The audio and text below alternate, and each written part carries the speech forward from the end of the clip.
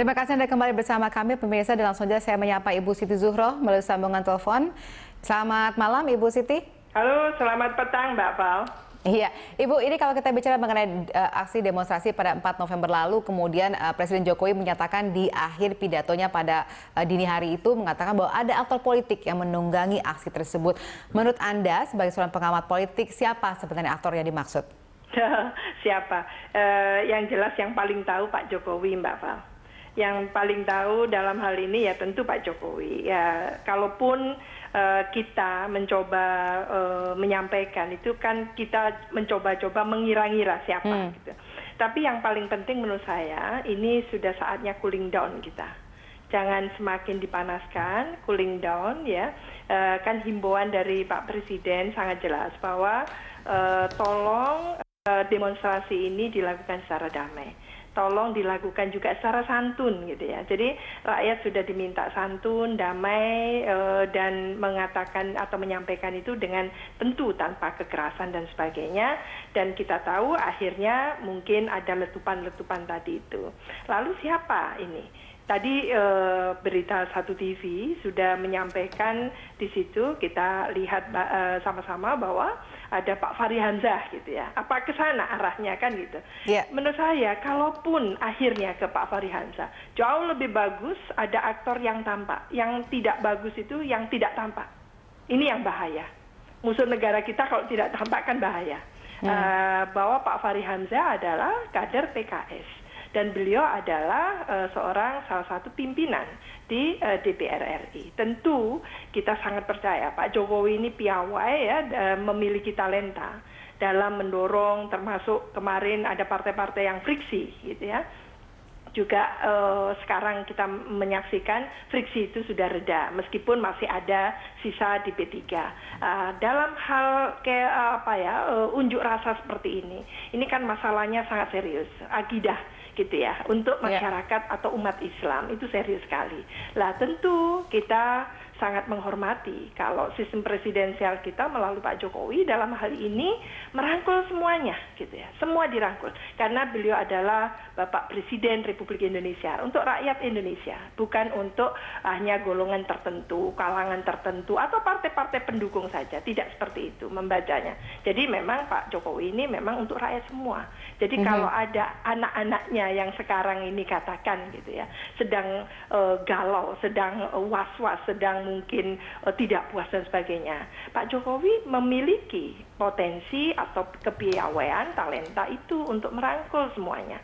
Jadi jangan menunjukkan atau bahkan mengatakan yang tadi disebutkan ini malah menimbulkan kegalauan baru ya, kerancuan baru yang saya khawatir malah nanti memunculkan satu katakan gitu rumor-rumor politik yang akhirnya seperti ada memunculkan fitnah-fitnah politik tadi. Mungkin karena awalnya kan memang aksi ini adalah ditujukan untuk protes, dalam bentuk protes terhadap dugaan kasus penistaan agama yang dilakukan oleh Basuki Cahayapurnama. Tapi kemudian dalam peristiwanya ada seperti tadi cuplikan pidato Fahri Hamzah mengatakan soal menjatuhkan presiden, parlemen jalanan, parlemen yang resmi di ruangan. Apakah itu yang dimaksud sebenarnya ada semacam aksi politik atau aktor politik yang menunggangi dan isu politiknya adalah untuk menjatuhkan presiden begitu? Iya, baik Mbak Val. Jadi kita harus membedahnya itu secara utuh gitu. Mengapa ada katakan gitu unjuk gitu ya, unjuk rasa dari umat Islam dari berbagai daerah dan sebagainya seperti itu. Lah ini yang harus dipahami. Oh ternyata mungkin ada komunikasi yang breakdown, ada komunikasi yang tidak lancar, tiadanya kanalisasi yang memadai, yang tidak cukup kan gitu. Lah kalau itu halnya tentunya Pak Presiden yang sudah melakukan pendekatan-pendekatan kepada katakan Pak Prabowo sebagai pimpinan atau ketua umum Gerindra dengan 3 ormas Islam itu dengan MUI, dengan PP Muhammadiyah dan PBNU itu menurut saya sangat tidak cukup itu. Itu yang saya katakan sejak hari pertama Pak Jokowi melakukan itu tentu kita mengapresiasi karena itu menunjukkan kenegarawanan yang sangat memadai yang betul-betul bagus passionnya ke sana. Tapi itu tidak cukup karena ini sudah menyangkut berbagai katakan gitu ya kehendak yang harusnya juga mengundang perwakilan-perwakilan.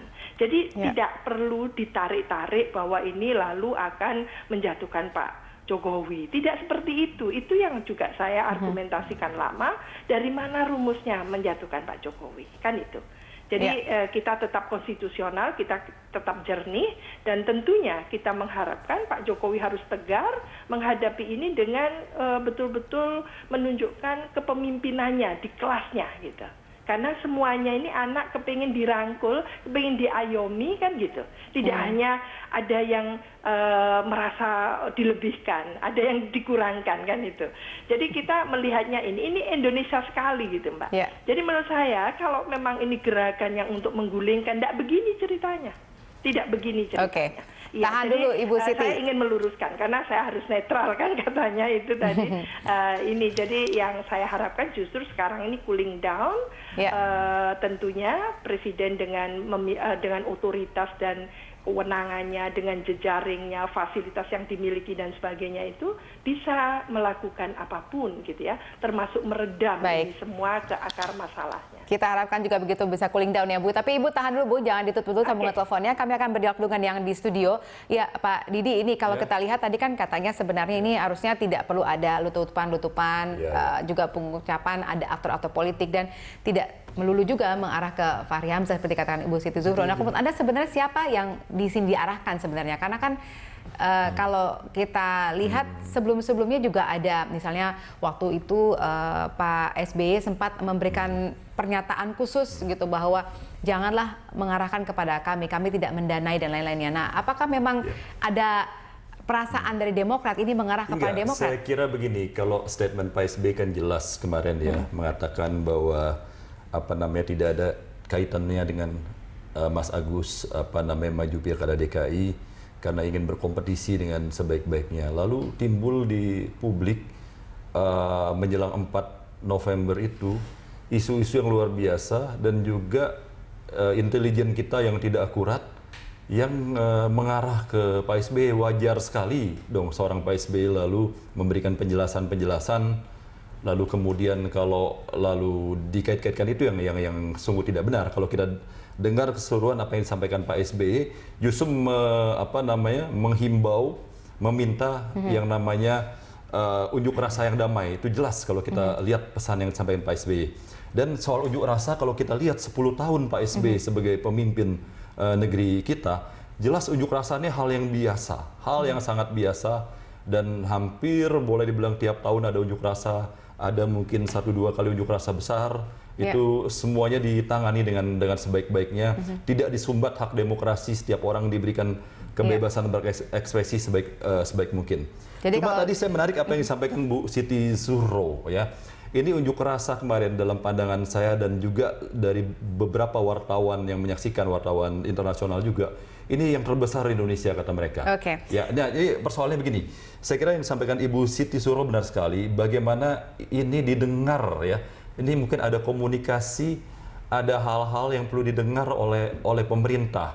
Jadi jangan melihat unjuk rasa ini hal yang ancaman dan sebagainya. Saya kira nggak ada ancaman ke Pak Jokowi, itu tidak ada saya rasa. Tapi bagaimana ada hal-hal yang ingin disampaikan yang selama ini mungkin harapan-harapan belum tersampaikan oleh karenanya positif saja melihat ini saya kira. Jadi apa yang dikatakan Bu Siti Zuhro benar sekali, harus lebih didengar lah lebih jelas siapa yang diarahkan. Baik, tapi yang menarik juga hari ini dari akun media sosialnya Ibu Ani Yudhoyono menyatakan bahwa seperti menolak atau mempertegas bahwa ini bukan Demokrat ataupun Pak SBY yang berada di belakang ini. Saya kira wajar-wajar aja menyampaikan hal itu kalau tapi memang ada melihat tekanan seperti tembakan ke arah Demokrat seperti itu memang ada. Siapa yang membangun opini di sosmed yang sangat tidak enak dengan kasar menuding Pak SBY, itu jelas kita buka aja sosial media di era sekarang ini kok begitu keji sadisnya memfitnah orang, bahkan dengan meme-meme seolah-olah yang mendanai itu Pak SBY, Mas Agus. Ini kan sangat nggak benar. Bagaimana dasarnya apa gitu loh. Sementara 10 tahun demokrasi dibangun dengan sebaik-baiknya oleh Pak SBY, tidak mungkin lah seorang SBY ya. Ini dikatakan oleh Pak Yusuf Kalla pada saat pertemuan, nggak mungkin seorang Pak SBY demikian. Juga beberapa tokoh yang lain, Pak Wiranto dan sebagainya. Saya kira saya nggak tahu di sosial media ini dahsyat sekali ya. Apakah ada yang mengarahkan, apakah ada yang apa namanya, saya nggak tahu. Saya pikir ada polisi cybercrime ini yang dikatakan Pak Jokowi saatnya melihat juga di sosial media ini.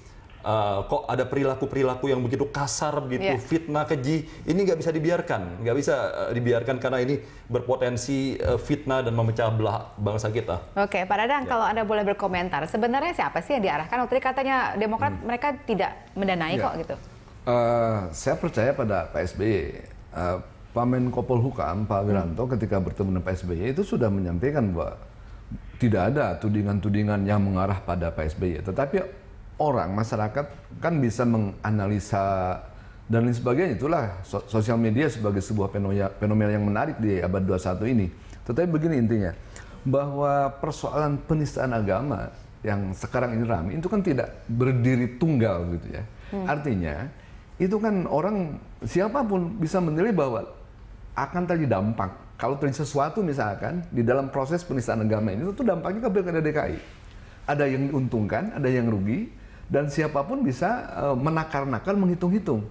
Ketika misal, mohon maaf nih, ketika ini dorong ada proses hukum terhadap Ahok, ini semua karena dimanipulatif oleh si Buniani itu, sehingga semuanya informasi tidak utuh, maka semua mendorong, semua tidak menjunjung misalkan ajas praduga tidak bersalah. Jadi artinya bahwa Ahok harus dihukum. Nah ketika Ahok misalkan digonjang-ganjing, walaupun itu prosesnya lama kan, karena seorang Ahok tidak bisa mengundurkan diri.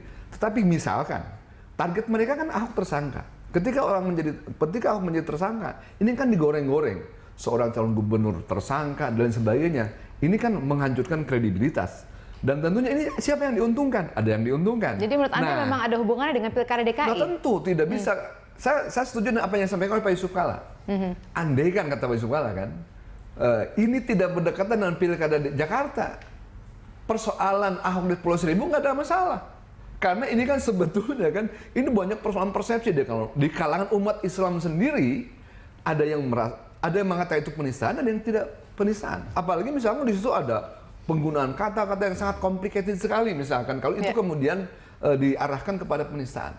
Sehingga tentu siapapun termasuk apa yang disampaikan oleh Mas Didi, termasuk oleh Pak SBY misalkan, ada intelijen misalkan yang salah, yang gagal memahami situasi, itu saya kira bukan gagal memahami situasi, bukan melakukan kesalahan sehingga menyampaikan informasi yang simpang siur, tidak begitu. Tetapi semua pihak tentu menganalisa bahwa apa yang terjadi pada Ahok ini, kasus penistaan agama ini pasti berdampak pada Pilkada DKI, sehingga ada yang diuntungkan, ada yang dirugikan. Sehingga, mohon maaf ya, apapun yang disampaikan oleh Pak Didi misalnya, lemah lembut apapun itu beda dong. Seperti begini, Pak SBY ketika menyampaikan penjelasan press conference, karena Pak SBY itu kelasnya adalah kelas mantan presiden 2 periode. Dengan kata-kata yang lembut saja itu cukup menjadi energi bagi para pengunjuk rasa ya, energi. Padahal Pak SBY tidak memprovokasi, tapi itu menjadi energi. Misalkan ketika mengatakan, andai kan misalkan Presiden tidak memproses Ahok, ini akan menimbulkan sebuah kekecewaan besar. Jadi kalau itu Anda adalah bilang berarti kalimat PSBY membuat demonstrasi Pak SBY tidak besar. melakukan provokasi, tidak bermaksud provokatif. Tetapi itu kelas Pak SBY. Jadi kalau kelas Pak SBY berstatement dengan rata air saja, itu akan berdampak besar. Beda dengan Habib Rizik, dia harus gebrak meja dan sebagainya, baru berdampak kalau Habib Rizik itu kan. Jadi kalau SBY itu lembut saja bisa berdampak besar. Itu saya kira yang dianalisis oleh intelijen. Jadi begini, ada hal yang perlu kita luruskan, bahwa tentu tidak boleh ada yang diuntungkan oleh ini, dan kami tidak mau mengambil keuntungan dari situasi yang kemarin. Saya pikir pasangan nomor 3 pun sama, biar kompetisi bisa berjalan dengan baik. Tapi persoalan ini kalau saya boleh mengatakan, tidak sekedar masalah Al-Maidah. Al-Maidah itu silakan aja biar proses hukum berjalan, dan kan ahli-ahli sudah dipanggil ya. Tapi saya melihat persoalan Jakarta ini sebenarnya rentetan akumulasi kekecewaan publik sekian lama.